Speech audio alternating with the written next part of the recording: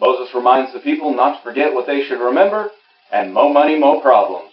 Shalom, I'm the Messianic Torah dude, and this week's Torah portion is Ekev. Ekev, or as a result, comes to us from Deuteronomy chapter 7, verse 12 through 11, verse 25. And one of the big parts of this is the Lord commanding the people to remember how He took care of them as they traveled through the desert, and remember that even while they're living in the Promised Land. In chapter 8, verses 1 through 10, it says, "The whole commandment that I command you today, you shall be careful to do, that you may live and multiply, and go in and possess the land that the Lord swore to give your fathers. And you shall remember the whole way that the Lord your God has led you these 40 years in the wilderness, that He might humble you, testing you to know what was in your heart, whether you would keep His commandments or not. And He humbled you and let you hunger, and fed you with manna, which you did not know, nor your fathers know, that He might make you know that a man does not live by bread alone, but by every word that comes from the mouth of the Lord. Your clothing did not wear out, and your foot did not swell these 40 years. Know then in your heart that as a man disciplines his son, so the Lord your God disciplines you. So you shall keep the commandments of the Lord your God by walking in His ways and by fearing Him. For the Lord your God is bringing you into a good land, a land of brooks of water, of fountains and springs, flowing out in the valleys and hills, a land of wheat and barley, of vines and fig trees and pomegranates, a land of olive trees and honey, a land in which you will eat bread without scarcity, in which you will lack nothing, a land whose stones are iron, and out of whose hills you can dig copper. And you shall eat and be full, and shall bless the Lord your God for the land He has given you." So the Lord is reminding the people of all of the ways that He cared for them while they were wandering in the desert. They spent 40 years eating manna because the Lord provided what they would need as far as food.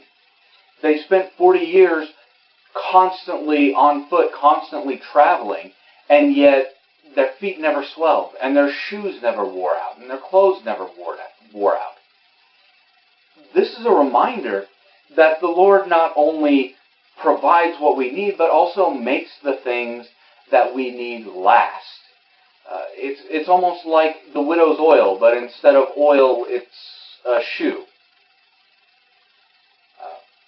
And the Lord reminded them all of this because He wanted them to be grateful for what He had done for them. He wanted them to acknowledge that if the Lord had not been caring for them those 40 years in the desert, they would not have survived. They would all be bones in the desert.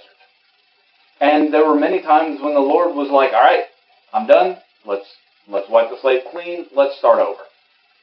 But the Lord is reminding them that everything they are is because of His provision. Let's continue with the text. "Take care lest you forget the Lord your God by not keeping His commandments and His rules and His statutes, which I command you today.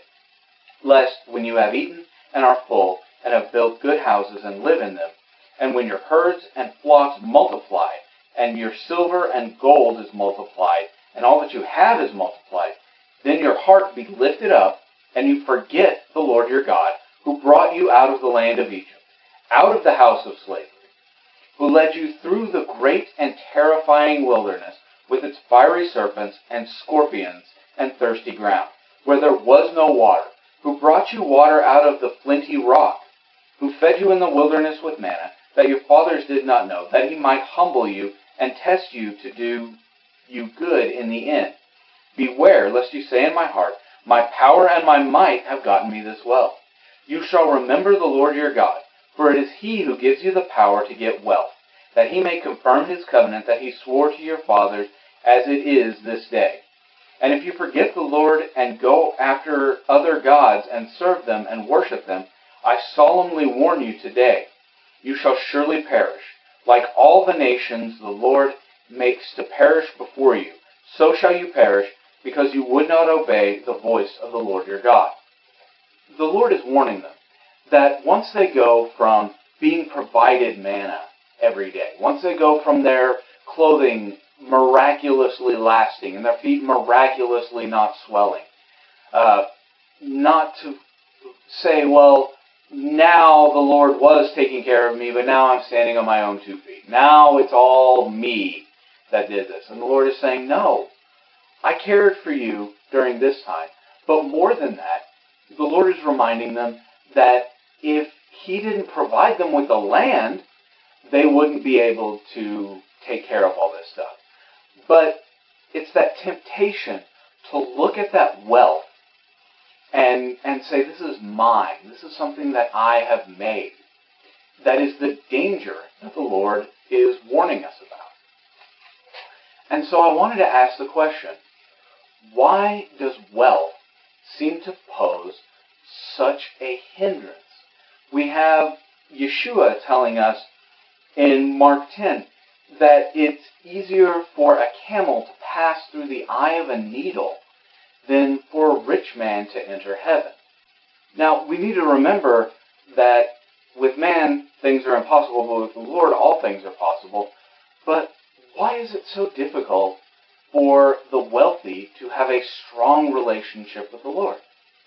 And I would like to propose 3 possible answers. Obviously, these aren't going to be all of the answers, and these aren't going to be all of the reasons, but I wanted to kind of put in my 2 cents. You ever notice how when you give your opinion, it's your 2 cents, but when somebody asks for your opinion, it's a penny for your thoughts?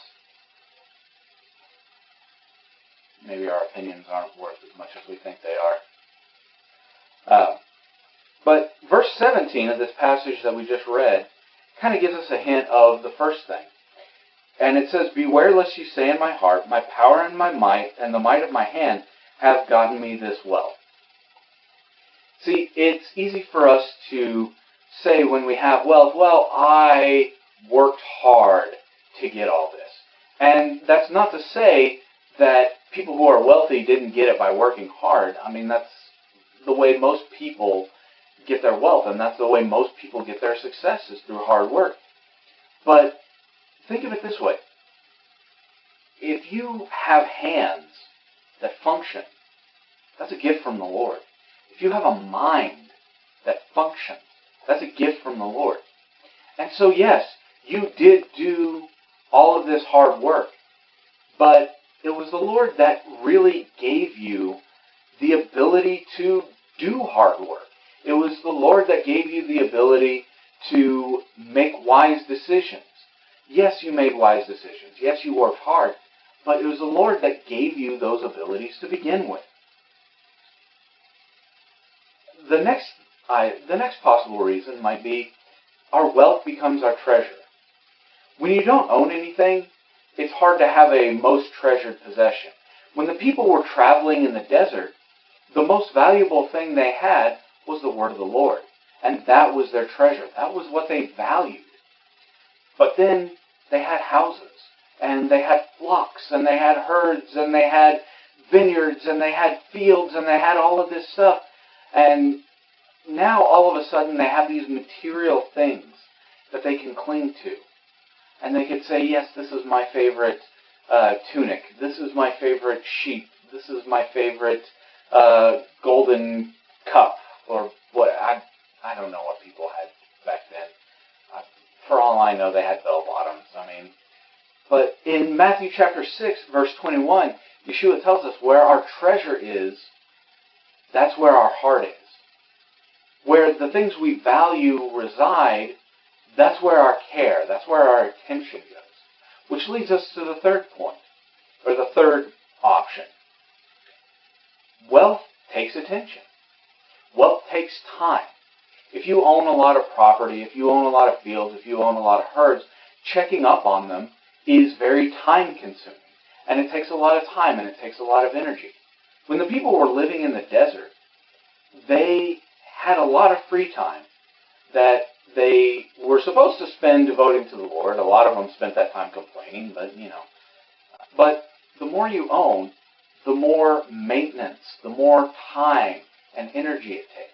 When you have a house, think about how much time and energy and resources you have to devote towards keeping that house up, whether that be taking care of the lawn, taking care of repairs, making sure you don't have stuff plugging up your gutters, all of this stuff. And all of these possessions, because they require so much time, take us away from the Lord, because then all of our time and energy get used up by these blessings that we have received. So those are three things. So those are three reasons why it might be so difficult for wealthy people to have a healthy relationship with the Lord. What are some reasons I missed? Let me know in the comments. And if we gave you a laugh, give us a like. And if you learned something, give us a share. I'm the Messianic Torah dude. Shalom, and stay in the Word.